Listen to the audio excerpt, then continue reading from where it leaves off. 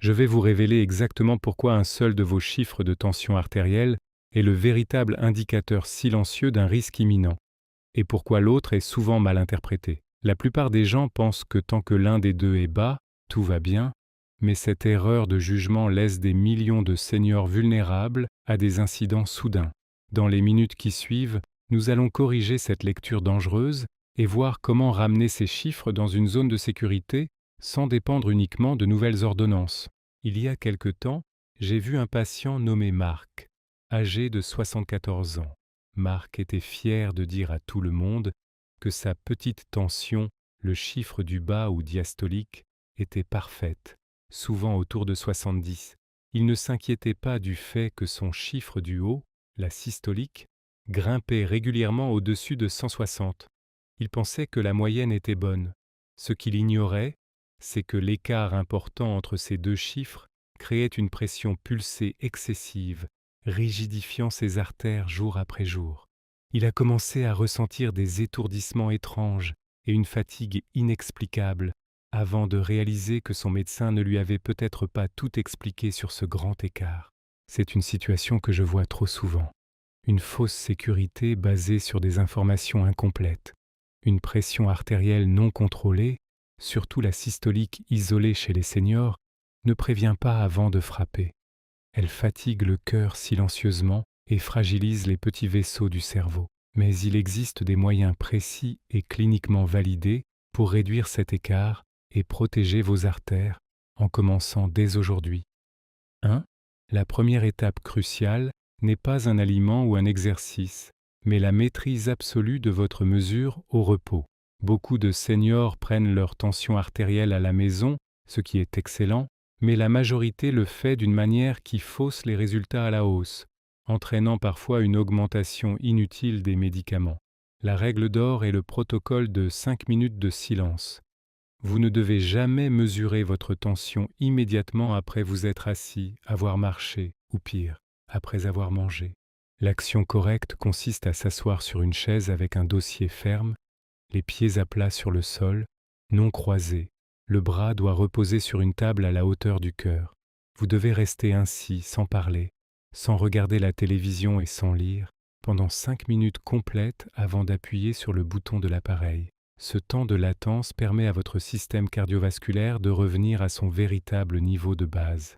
Je me souviens d'une patiente, Hélène, 68 ans, qui s'inquiétait de lectures toujours supérieures à 150 ou 90 chez elle. En discutant, nous avons découvert qu'elle prenait sa tension immédiatement après avoir monté les escaliers ou fait la vaisselle. En appliquant simplement la règle des 5 minutes de repos, ses lectures ont chuté de manière significative, révélant qu'elle n'avait pas besoin d'un traitement plus lourd, mais juste de calme avant la mesure. Cette technique est fondamentale car votre tension fluctue constamment. Si vous mesurez l'effort de votre corps au lieu de son état de repos, vous traitez un problème qui n'existe peut-être pas à ce degré. Le simple fait de parler peut augmenter la systolique de 10 à 15 points. Pour l'intégrer, faites-en un rituel matin et soir. Asseyez-vous, mettez un minuteur pour 5 minutes, respirez calmement et seulement ensuite, prenez la mesure. Notez ce chiffre, c'est le seul qui compte vraiment pour votre médecin. Cela garantit que les décisions médicales prises pour votre santé sont basées sur la réalité de vos artères et non sur le stress momentané de votre journée. 2. La deuxième méthode est une technique surprenante mais très efficace. Les exercices de préhension isométrique. Il s'agit d'un exercice statique qui ne demande pas de mouvement articulaire, mais qui a un effet puissant sur la flexibilité de vos vaisseaux sanguins. L'idée est de serrer un objet avec une force modérée pendant une durée déterminée, ce qui envoie un signal fort à votre corps pour qu'il dilate les vaisseaux afin de maintenir le flux sanguin. L'action concrète est simple. Utilisez une balle anti-stress ferme, un dynamomètre manuel ou même une petite serviette roulée serrée. Serrez l'objet avec une main pendant 2 minutes entières. Vous ne devez pas serrer de toutes vos forces, mais à environ 30% de votre capacité maximale. Relâchez pendant 1 minute, puis faites de même avec l'autre main. Répétez ce cycle pour un total de 4 pressions, 2 par main. J'ai vu un patient, Robert, 72 ans, qui avait des difficultés à faire des exercices cardio traditionnels à cause de l'arthrite au genou. Sa tension restait élevée malgré les médicaments. Après avoir intégré ces exercices de préhension 3 fois par semaine, en regardant les nouvelles, il a vu sa pression systolique baisser de plusieurs points en quelques mois sans douleur articulaire. L'explication physiologique est que la compression temporaire des vaisseaux de la main crée un léger manque d'oxygène local. Lorsque vous relâchez, le sang afflue rapidement, ce qui stimule la production d'oxyde nitrique par la paroi interne de vos artères. C'est ce gaz naturel qui détend et élargit vos vaisseaux sanguins dans tout le corps. Une étude récente a même suggéré que cet exercice simple pourrait être aussi efficace que certains médicaments de première ligne pour réduire la pression artérielle au repos. C'est une stratégie idéale pour les seniors qui ont une mobilité réduite. Pour commencer, trouvez un objet confortable à tenir. Ne retenez pas votre respiration pendant que vous serrez. Continuez à respirer normalement. Faites cette séance de 15 minutes, 3 jours par semaine, jamais 2 jours de suite, pour laisser le temps à vos vaisseaux de s'adapter. C'est un investissement minime en temps qui renforce la capacité naturelle de votre corps à réguler sa propre pression. 3. Le troisième levier puissant se trouve dans votre cuisine, l'intégration stratégique des nitrates d'origine végétale. Votre corps possède une voie naturelle pour abaisser la tension, qui dépend de la conversion des nitrates alimentaires en oxyde nitrique. Avec l'âge, notre capacité à produire cet oxyde nitrique diminue, ce qui rend nos artères plus rigides. Heureusement, nous pouvons compenser ce déficit en consommant des aliments spécifiques qui sont de véritables réservoirs à nitrates. L'action recommandée est d'ajouter une portion quotidienne de betterave rouge, crue, cuite ou en jus, ou de légumes à feuilles vertes foncées, comme la roquette ou les épinards à votre alimentation. Un verre de jus de betterave le matin ou une grande salade de roquette au déjeuner suffit souvent pour déclencher cet effet bénéfique. Je pense à Claire, 76 ans, qui luttait contre une hypertension résistante. Elle n'aimait pas prendre plus de pilules. Nous avons introduit un petit verre de jus de betterave chaque matin. Au début sceptique, elle a été surprise de voir ses chiffres du matin s'améliorer, se sentant aussi plus énergique grâce à une meilleure oxygénation. Le mécanisme est direct. Lorsque vous mangez ces nitrates, les bactéries de votre bouche les transforment d'abord en nitrites. Une fois avalés, ils deviennent de l'oxyde nitrique dans l'estomac, qui passe dans le sang et ordonne aux muscles lisses de vos artères de se relâcher.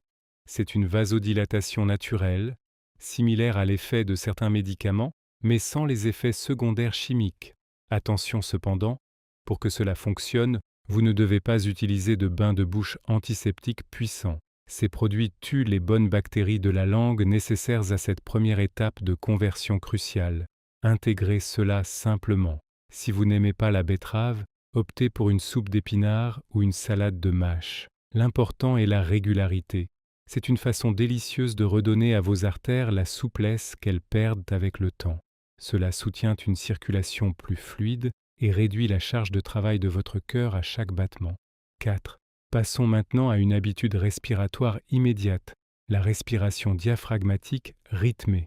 Le stress et l'anxiété, même légers, activent notre système nerveux sympathique, celui qui prépare au combat ou à la fuite, et qui resserre automatiquement nos vaisseaux sanguins. Pour beaucoup de seniors, ce système reste allumé, en permanence à bas régime.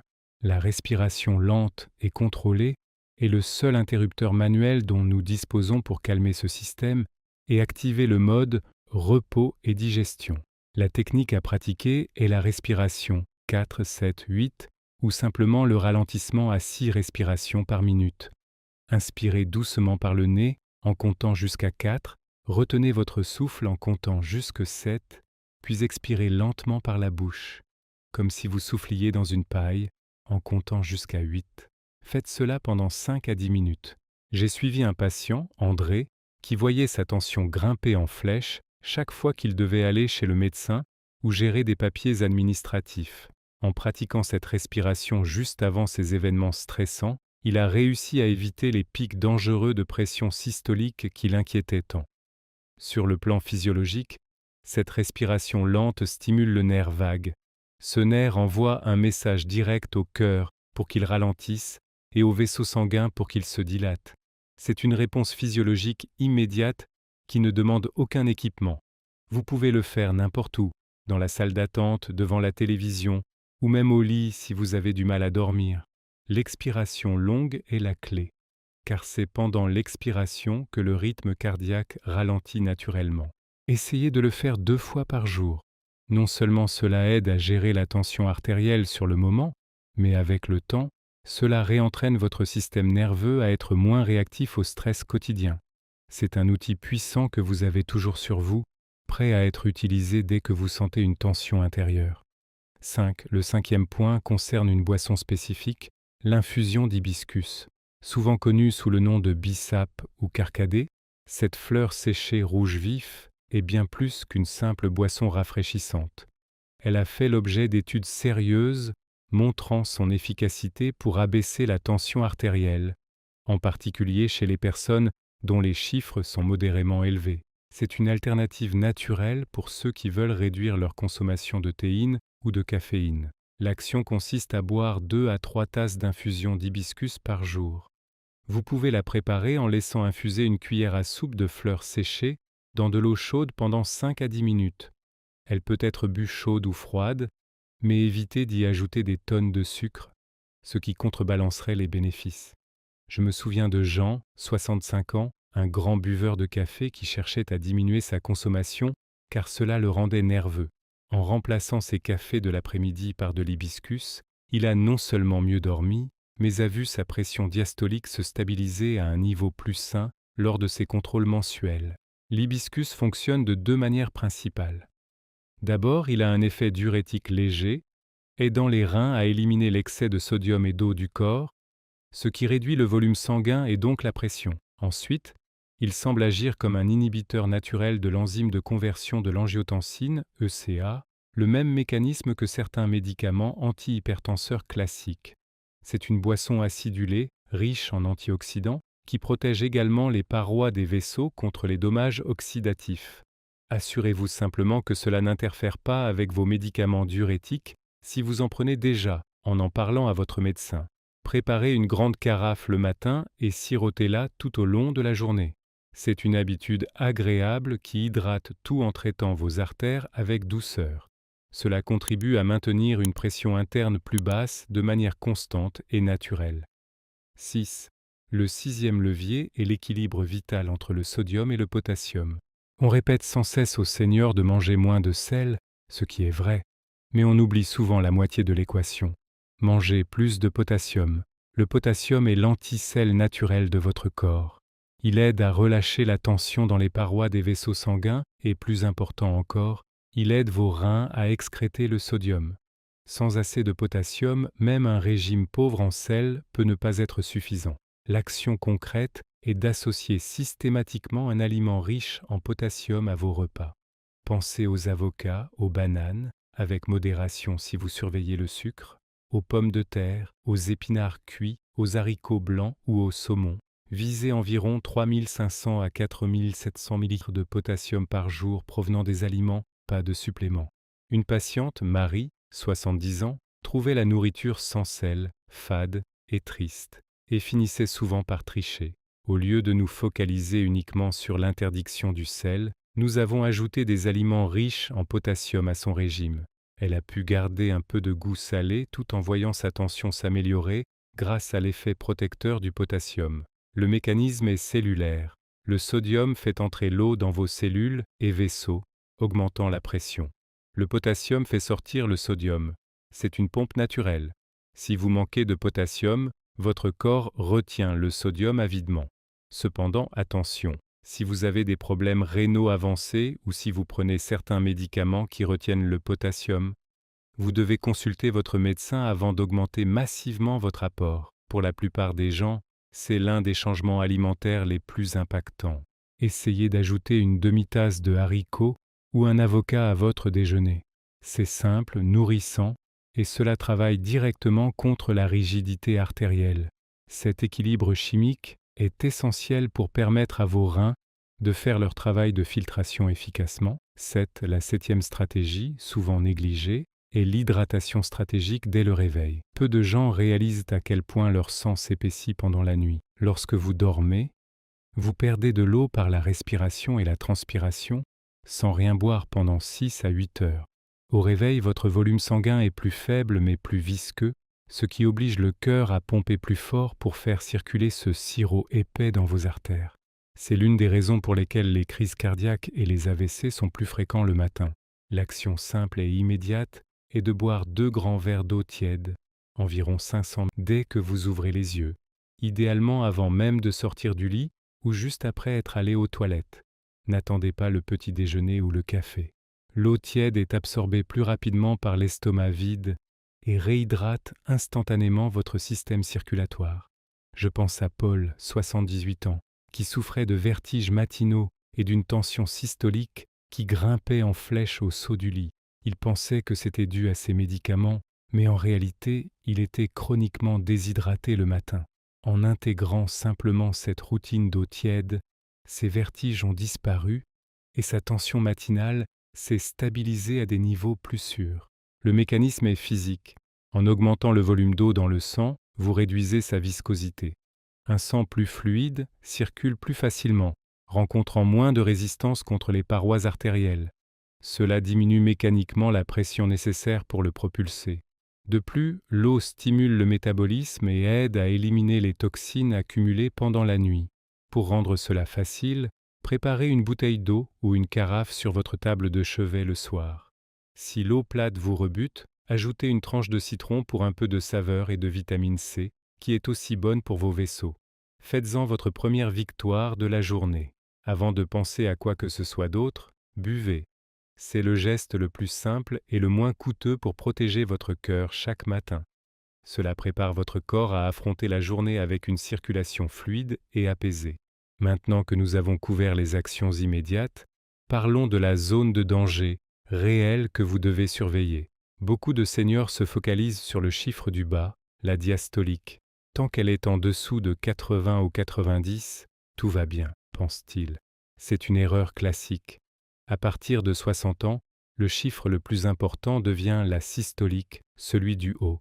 C'est la pression exercée lorsque votre cœur se contracte. Si elle est élevée, au-dessus de 130 ou 140, alors que la diastolique est normale ou basse, vous avez ce qu'on appelle une hypertension systolique isolée. C'est là que réside le véritable danger caché, la pression pulsée. C'est simplement la différence entre le chiffre du haut et celui du bas. Par exemple, si vous avez 160-70, votre pression pulsée est de 90, 160-70. Une pression pulsée supérieure à 60 est un signe d'alerte sérieux. Cela indique que vos grosses artères, comme l'aorte, sont devenues rigides et ont perdu leur élasticité naturelle. Imaginez un tuyau d'arrosage. S'il est souple, artère jeune, il absorbe le choc de l'eau, pression. S'il est dur et rigide, artère âgée, l'eau frappe fort à chaque coup de pompe, endommageant le tuyau et tout ce qui se trouve au bout, comme vos reins et votre cerveau. C'est pourquoi un grand écart entre les deux chiffres est plus préoccupant qu'une élévation légère mais équilibrée des deux. J'ai vu des patients comme Martine, 82 ans, dont le médecin se concentrait uniquement sur la baisse du chiffre global sans expliquer l'importance de cet écart. Elle prenait des médicaments qui baissaient trop sa diastolique, ce qui peut être dangereux pour l'irrigation du cœur lui-même, sans suffisamment toucher sa systolique. En comprenant ce concept, elle a pu discuter avec son cardiologue pour ajuster son traitement afin de cibler spécifiquement la rigidité artérielle. Pour surveiller cela, calculez simplement la différence à chaque mesure. Si elle dépasse régulièrement 60, parlez-en à votre médecin. Ne vous contentez pas de dire « ma tension est un peu haute », dites « mon écart de tension est large ». C'est un langage qu'il comprendra immédiatement et qui orientera mieux votre prise en charge. Les actions que nous avons vues aujourd'hui, la betterave, l'hibiscus, le potassium, l'exercice de la main, visent toutes à redonner de la souplesse à ces artères rigides, réduisant ainsi cet écart dangereux. Ce n'est pas une fatalité du vieillissement, c'est un signal que votre corps a besoin d'aide pour retrouver son élasticité. Enfin, parlons d'un facteur souvent sous-estimé, le sommeil et son impact sur la tension nocturne. Normalement, votre tension devrait baisser de 10 à 20% pendant la nuit. C'est ce qu'on appelle le dipping. Si votre tension ne baisse pas, non-dipper, ou pire, si elle augmente la nuit, votre risque cardiovasculaire monte en flèche, car vos artères ne se reposent jamais. L'un des coupables majeurs est l'apnée du sommeil non diagnostiquée, ou simplement une mauvaise hygiène de sommeil. L'action ici est de créer un environnement propice à ce dipping naturel. Évitez les repas lourds et salés le soir, car la digestion difficile maintient le corps en alerte. Essayez de dormir sur le côté gauche, ce qui améliore la circulation sanguine vers le cœur et réduit la pression sur la veine cave inférieure. Je me souviens de Pierre, 75 ans, un ronfleur légendaire selon sa femme. Il se réveillait souvent fatigué avec une tension matinale élevée. Après avoir consulté pour ses ronflements, il a été traité pour une apnée légère avec une simple orthèse mandibulaire. Sa tension nocturne a commencé à baisser normalement, et ses chiffres de jour se sont améliorés sans aucun nouveau médicament. Le mécanisme est lié à l'oxygène. Les pauses respiratoires nocturnes font chuter le taux d'oxygène dans le sang, ce qui panique le cerveau et provoque une montée d'adrénaline, serrant les vaisseaux pendant que vous dormez. Même sans apnée, un sommeil fragmenté a le même effet stressant. Pour améliorer cela, assurez-vous que votre chambre est fraîche, autour de 18 degrés, et sombre. Évitez les écrans 1 heure avant le coucher, car la lumière bleue perturbe la mélatonine, une hormone qui aide aussi à réguler la tension.